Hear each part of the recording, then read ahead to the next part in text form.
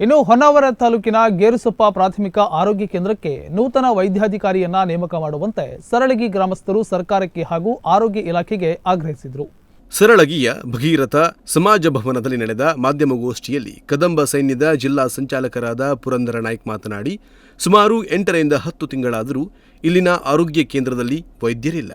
ಸರಳಗಿ ಜನರಿಗೆ ವೈದ್ಯರ ಅವಶ್ಯಕತೆ ತೀರಾ ಇದೆ. ಇದು ಒಂದು ಕುಗ್ರಾಮವಾಗಿದೆ. ಇಲ್ಲಿ ಜನ ಪ್ರಾಥಮಿಕ ಆರೋಗ್ಯ ಕೇಂದ್ರವನ್ನೇ ಹೆಚ್ಚಾಗಿ ಅವಲಂಬಿಸಿದ್ದಾರೆ. ದೂರದ ಆಸ್ಪತ್ರೆಗೆ ಹೋಗುವುದು ಬಹಳ ಕಷ್ಟಕರವಾಗಿದೆ. ಈ ಬಗ್ಗೆ ಜನಪ್ರತಿನಿಧಿಗಳು ಗಮನ ಹರಿಸುತ್ತಿಲ್ಲ ಎಂದು ಆಕ್ರೋಶವನ್ನು ವ್ಯಕ್ತಪಡಿಸಿದರು. 8 ರಿಂದ 10 ತಿಂಗಳಾಗಿ ಆಗ್ತಾ ಬಂತು, ಆದರೆ ಅಲ್ಲಿ ಯಾವ ಡಾಕ್ಟರ್ ಇಲ್ಲ. ಅದು ಕೆಲವು ನೆರೆ ಊರಿಗೆ ಸಮಸ್ಯೆ ಆಗ್ತದೋ ಬಿಡ್ತದೋ ನಮಗೆ ಗೊತ್ತಿಲ್ಲ. ಆದರೆ ನಮ್ಮ ಸರಳಗಿಗೆ ಅತಿ ಅವಶ್ಯಕ. ಯಾಕೆಂತಂದರೆ ನಮ್ಮ ಈ ಸರಳಗಿ ಜನ, ನಮ್ಮದೊಂದು ಸರಳಗಿ ಕುಗ್ರಾಮ, ಅದರಲ್ಲೂ ಇವತ್ತು ದುಡಿದು ಇವತ್ತು ತಿನ್ನುವಂಥ ಜನ ಇದು ಜನಾಂಗ ನಮ್ಮಲ್ಲಿರು. ಅದಕ್ಕೆ ನಮಗೆ ಗೌರ್ಮೆಂಟ್ ಹಾಸ್ಪಿಟಲ್ ಬಿಟ್ಟರೆ ಬೇರೆ ಸರ್ಕಾರಿ ಇದು ಪ್ರೈವೇಟ್ ಆಗಲಿ ಮತ್ತು ಖಾಸಗಿ ಆಗಲಿ ಅಥವಾ ದೂರ ದೊಡ್ಡ ಹಾಸ್ಪಿಟ್ಲಿಗೆ ಹೋಗುವಂಥ ಸಾಮರ್ಥ್ಯ ನಮ್ಮಲ್ಲಿಲ್ಲ. ಅದಕ್ಕಾಗಿ ನಮಗಿರುವುದು ಒಂದೇ ಗೌರ್ಮೆಂಟ್ ಹಾಸ್ಪಿಟಲ್. ಅದು ಯಾತಕ್ಕಾಗಿ ಇಷ್ಟು ತಿಂಗಳಾಯಿತು ಯಾರೂ ಅದಕ್ಕೆ ತಲೆ ಹಾಕ್ತಾ ಇಲ್ಲ. ಶಾಸಕರಿರ್ಬೋದು, ಸಚಿವರಿರ್ಬೋದು, ಅಥವಾ ಯಾವುದೇ ಸರ್ಕಾರದ ಇಲಾಖೆಯ ಸಂಬಂಧಪಟ್ಟ ಅಧಿಕಾರಿಗಳಿರ್ಬೋದು, ಅಥವಾ ಯಾವುದೇ ಪಂಚಾಯತ್ ಪ್ರತಿನಿಧಿಗಳು ಯಾರು ಇರ್ಬೋದು. ಯಾಕಾಗಿ ಈ ಥರ ಮಾಡಿದಾರೋ ನಮಗಂತೂ ಗೊತ್ತಿಲ್ಲ. ನಮ್ಮ ಆರೋಗ್ಯ ರಕ್ಷಣೆಗೆ ವೈದ್ಯರ ಅವಶ್ಯಕತೆ ಇದೆ. 8 ರಿಂದ 10 ತಿಂಗಳ ಕಾಲಾವಕಾಶವನ್ನು ನೀಡುತ್ತೇವೆ. ಅಷ್ಟರೊಳಗೆ ವೈದ್ಯರ ನೇಮಿಸಬೇಕು. ಇಲ್ಲವಾದಲ್ಲಿ 2 ಪಂಚಾಯತ್ನ ಸಾರ್ವಜನಿಕರು ಸೇರಿ ರಾಜ್ಯ ಹೆದ್ದಾರಿಯನ್ನು ತಡೆದು ಪ್ರತಿಭಟನೆ ಮಾಡುತ್ತೇವೆ. ಒಂದೊಮ್ಮೆ ನಮ್ಮ ಮನವಿಗೆ ಸ್ಪಂದಿಸಲಿಲ್ಲವಾದಲ್ಲಿ ರಾಜ್ಯಾದ್ಯಂತ ಹೋರಾಟ ಮಾಡಲು ನಮ್ಮ ಕದಂಬ ಸೈನ್ಯ ಸಿದ್ಧವಾಗಿದೆ ಎಂದು ಸರ್ಕಾರಕ್ಕೆ ಎಚ್ಚರಿಸಿದರು. ಇತ್ತೀಚೆಗಷ್ಟೇ ಓರ್ವ ಯುವತಿ ತೀವ್ರ ಅನಾರೋಗ್ಯದಿಂದ ಸಾವನ್ನಪ್ಪಿದ್ದಾರೆ. ತಕ್ಷಣದಲ್ಲಿ ಚಿಕಿತ್ಸೆ ಸಿಕ್ಕಿದ್ದರೆ ಬದುಕುಳಿಯುವ ಸಾಧ್ಯತೆ ಇತ್ತು. ಇಂತಹ ಅನೇಕ ಘಟನೆಗಳು ಈ ಹಿಂದೆ ನಡೆದಿವೆ. ಕಾಂಪೌಂಡರ್, ನರ್ಸ್ಗಳೇ ಇಲ್ಲಿ ಅನಾರೋಗ್ಯಕ್ಕೆ ಔಷಧಿ ನೀಡಬೇಕಾದ ಸ್ಥಿತಿ ಇದೆ ಎಂದು ಸಮಸ್ಯೆ ತೋಡಿಕೊಂಡರು.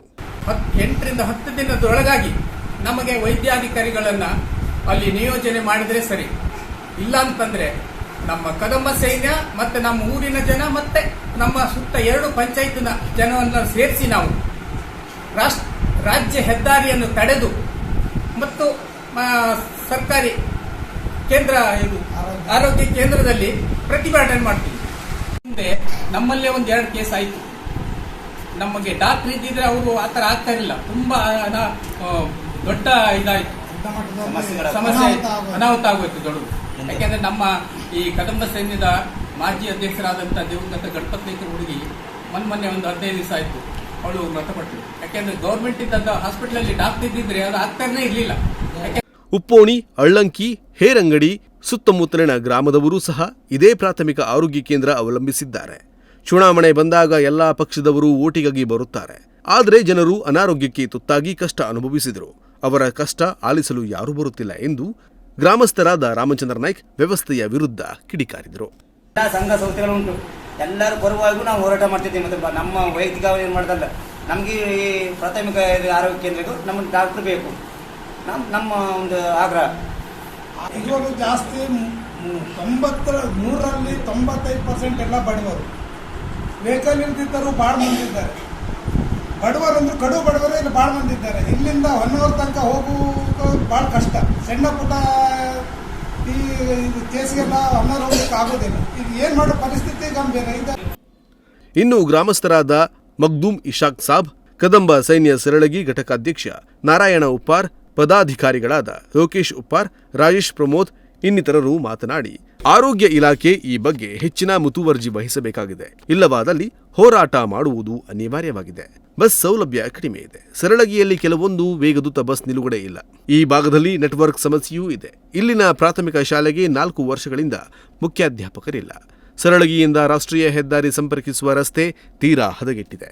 ಇದರಿಂದ ಸಂಚಾರಕ್ಕೆ ಕಷ್ಟಕರವಾಗಿದೆ ಎಂದು ತಮ್ಮ ಗ್ರಾಮದ ಹಲವು ಸಮಸ್ಯೆಗಳನ್ನು ತೆರೆದಿಟ್ಟರು. ಡಿಸಿಯವರು ಮೊನ್ನೆ ಇಲ್ಲಿ ನೆರವಳಿ ಬಂದಾಗ ಬಂದಿದ್ರು. ಅವರು ಅವ್ರ ಗಮನಕ್ಕೆ ನಾವು ತಂದಿದ್ರು. ಡಿಸಿ ಮೇಡಮ್, ಎಸಿ ಮೇಡಮ್ ಎಲ್ಲ ಇದ್ರು. ಅವ್ರ ಹತ್ರ ಹೇಳಾಗಿತ್ತು. ಆದರೆ ಅವ್ರು ಯಾವುದೋ ಒಂದು ರೆಸ್ಪಾನ್ಸ್ ಇನ್ನೂವರೆಗೆ ಕೊಟ್ಟಿಲ್ಲ. ಅವ್ರ ಹತ್ರ ನಾವು ಮಾತಾಡೋದಿತ್ತು. ಗ್ರಾಮಸ್ಥರ ಪರವಾಗಿ ಕೊಟ್ಟಿದ್ರ ಸಂಘಟನೆ ಅಲ್ಲ, ಎಲ್ಲ ಗ್ರಾಮಸ್ಥರು ಏನ್ ಹೇಳಿದ್ರು? ಸರ್ಕಾರಿ ಕನ್ನಡ ಶಾಲೆಯಲ್ಲಿ ಬಂದಿದ್ರು ಅವರು. ನೆರವಳಿ ಇದಕ್ಕೆ ಬಂದಿದ್ದು. ಏನ್ ಹೇಳಿದ್ರು ಅವರು? ಅವರು ನೋಡುವ ಎಲ್ಲ ಹೇಳಿ ಮಾತಾಡ್ತೇವೆ ಅಂತೆಲ್ಲ ಹೇಳಿದ್ರು ಅಷ್ಟೇ. ಮತ್ತೆ ಅದಾದ್ಮೇಲೆ ಇನ್ನೂ ರೆಸ್ಪಾನ್ಸ್ ಇಲ್ಲ. ಅವರಿಗೂ ಯಾವಕ್ಕೂ ಬೇಡ. ರೋಡ್ ಇದ್ದು ರೋಡ್ ಹೋಗಿ ಯಾವಾಗ ಇಲೆಕ್ಷನ್ ಬಂತು ಎಲ್ಲರೂ ಓಡ್ ಬಂದ್ರು ಇಲ್ಲಿ ನಾನು ಕೊಡಿ ಮತ ನಾನು ಕೊಡಿ ಮತ ಅಂತ. ಈಗ ಯಾರು ಓಡೋದಿಲ್ಲ. ಆಸ್ಪತ್ರೆಗೆ 9 ಲಕ್ಷ ಡಾಕ್ಟರ್ ಹೀಗಾಗಿ ಎಷ್ಟೋ ಕೇಸ್ ಹೋದ್ರು ಬಂದಾಗ ಹೋಗೋದು. ಆದ್ದರಿಂದ ನೀವು ಆಗಕ್ಕೆ ಪ್ರಯತ್ನ ಮಾಡಿ ಆಸ್ಪತ್ರೆಗೆ ಒಂದು ಡಾಕ್ಟರು ಮತ್ತೆ ಈ ರೋಡ್ ಈ ಹಂಗೆ ನೋಡ್ಬೋದು ರೋಡ್ ಆದ್ರೆ ರೋಡ್ ಹೋಗ್ತಾ ಇಲ್ಲ ಮಾಡಿದ್ರೆ. ಒಟ್ನಲ್ಲಿ ಸರಳಗಿ ಗ್ರಾಮದಲ್ಲಿ ಕೇವಲ ವೈದ್ಯಾಧಿಕಾರಿಗಳ ಸಮಸ್ಯೆ ಮಾತ್ರವಲ್ಲ, ಇಡೀ ಗ್ರಾಮವೇ ಮೂಲಭೂತ ಸೌಕರ್ಯಗಳಿಂದ ತೊಂದರೆ ಅನುಭವಿಸುತ್ತಿದೆ. ಇನ್ನಾದರೂ ಸಂಬಂಧಪಟ್ಟ ಇಲಾಖೆ ಅಧಿಕಾರಿಗಳು ಹಾಗೂ ಜನಪ್ರತಿನಿಧಿಗಳು ಸೂಕ್ತ ಕ್ರಮ ಕೈಗೊಂಡು ವೈದ್ಯಾಧಿಕಾರಿಯನ್ನ ನೇಮಕ ಮಾಡುತ್ತಾರಾ ಅನ್ನೋದನ್ನ ಕಾದು ನೋಡಬೇಕಿದೆ. ನಾಗರಾಜ ನಾಯ್ಕ, ನುಡಿಸಿರಿ ನ್ಯೂಸ್, ಹೊನ್ನಾವರ.